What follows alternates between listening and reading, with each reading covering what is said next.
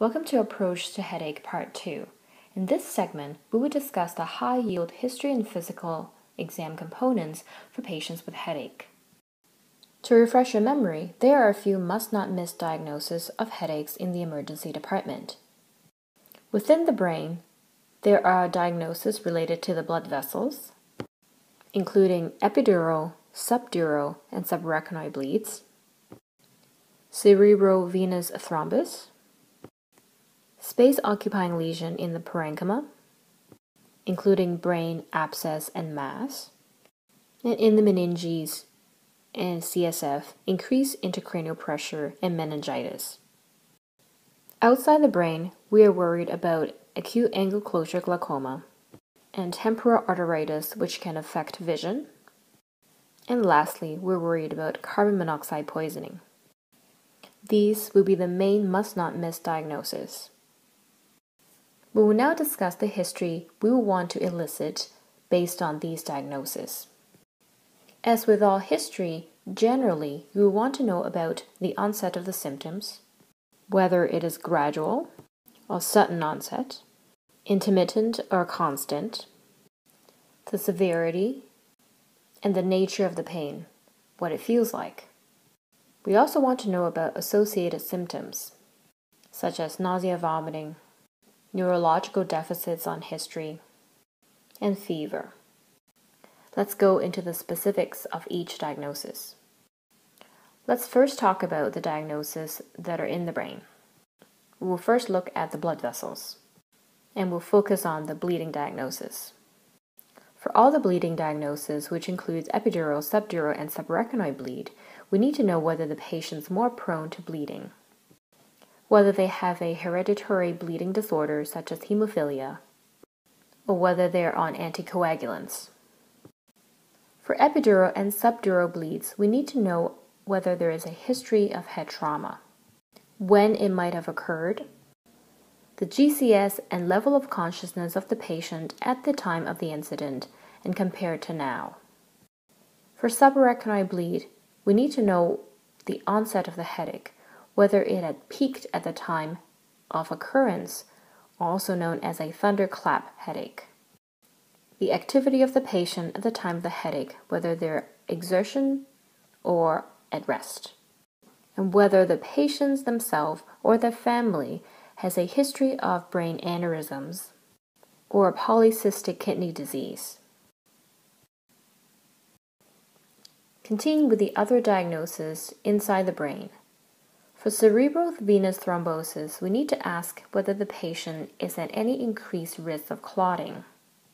We need to know whether they are on any medication such as oral contraceptive pills, or if there is any history of venous thrombosis. For patients with vasospasm leading to migraine, a history of migraine should be elicited. We need to know if this episode is similar to their previous migraine, if they have an aura or warning prior to their migraine. What is that composed of, and are they similar to their previous aura prior to the migraine? Let's go into the parenchyma. In the brain parenchyma, we're most worried about space-occupying lesion. That includes blood, abscess, and mass. The blood here refers to parenchymal blood, and not in the epidural, subdural, or subarachnoid space. For parenchymal blood, we need to know about history of hypertension, since that is the most common risk factor for parenchymal intracranial bleed. For abscess, we need to know about constitutional symptoms including fever, sick contacts and travel history, and risk factors and other chronic illness that leads to immunocompromise. For mass, we need to know about the history of cancer, headaches that's worse in the morning, personality change. For CSF and meninges diagnosis. For hydrocephalus, we need to ask about gait disturbance and urinary incontinence. For intracranial hypertension or pseudotumor cerebri, we will ask about vision changes and the use of oral contraceptive pills. For meningitis and encephalitis, we need to ask about history of fever, travel, stick contacts, and their vaccination history. Let's move on to the outside brain diagnosis. Remember, the main ones affect the eye, and we also worry about carbon monoxide poisoning. For glaucoma, we need to know whether there is a history, whether they use any medications for it regularly, and whether there are any new medication that might precipitate the increased intraocular pressure, and whether there are any vision changes. For temporal arteritis, we need to ask about history of jaw claudication and proximal muscle weakness. For carbon monoxide poisoning, it's important to find out when the headaches occur. Does it only happen when the patient is at a particular building, either at home or at work?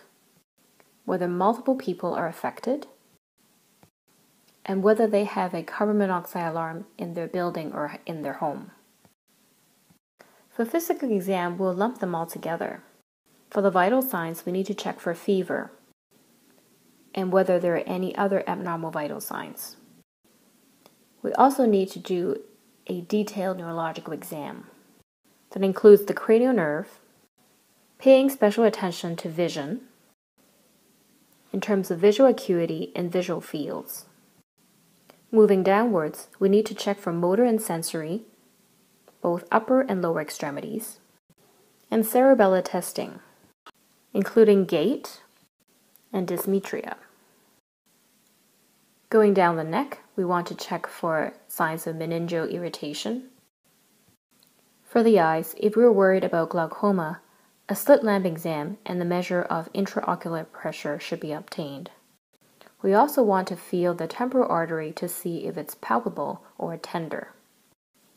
Those will be the specific physical examination to examine for patients with headaches. In summary, we discussed the high-yield history and physical examination for patients with headache in the emergency department. We hope you find this useful. Thank you for watching.